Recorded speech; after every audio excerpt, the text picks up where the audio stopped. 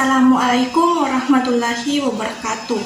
Perkenalkan, nama saya Eka Wahyuni, NIM B1B1222020 dari kelas A, Prodi S1 Administrasi Rumah Sakit, Fakultas Teknologi Kesehatan, Universitas Megareski. Baik, di sini saya akan menjelaskan materi tentang laporan dengan mata kuliah Bahasa Indonesia dengan dosen pengampu Ibu Runi Meirati, SSM Hum. Baik, di sini kita akan membahas tentang pengertian laporan.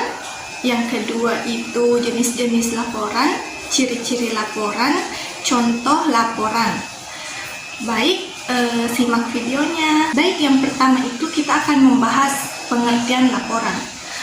Dalam Kamus Besar Bahasa Indonesia, laporan adalah tulisan panjang berisi kejadian berikut persoalannya berdasarkan pengamatan sendiri yang disusun secara resmi sampai sedetail-detailnya. Sedangkan menurut Widya Martaya 2004, penulisan laporan adalah penyampaian informasi yang bersifat faktual tentang sesuatu yang dari satu pihak ke pihak lain.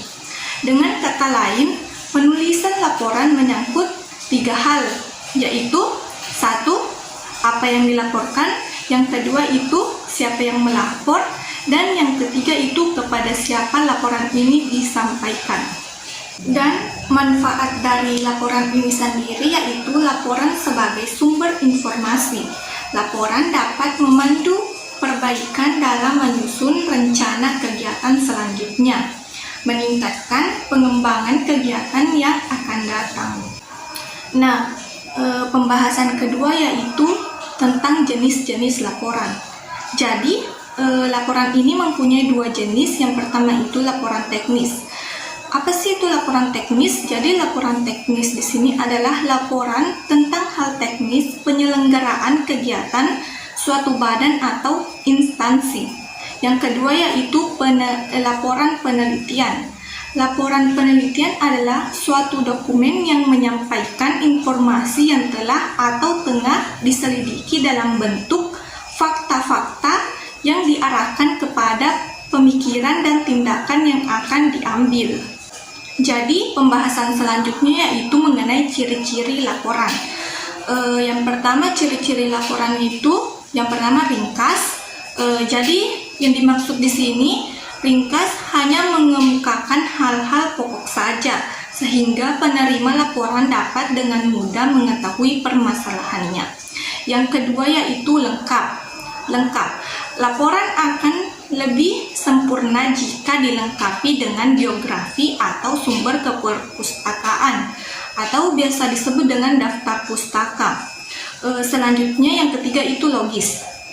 Dalam penulisan laporan dianggap logis jika keterangan yang dikemukakannya dapat ditelusuri alasan-alasannya yang masuk akal. Terus yang keempat itu sistematis. Artinya sistematis di sini keterangan yang tulisannya disusun secara berurutan dan saling berhubungan. Yang kelima atau yang terakhir yaitu dibuat atas permintaan. Laporan biasanya ditulis atau dibuat atas permintaan pihak tertentu. Laporan tersebut dibuat untuk menjadi bahan pertanggungjawaban mengenai suatu tugas yang sudah dilakukan. Di sini saya akan membahas contoh-contoh laporan. Yang pertama ada contoh laporan penelitian.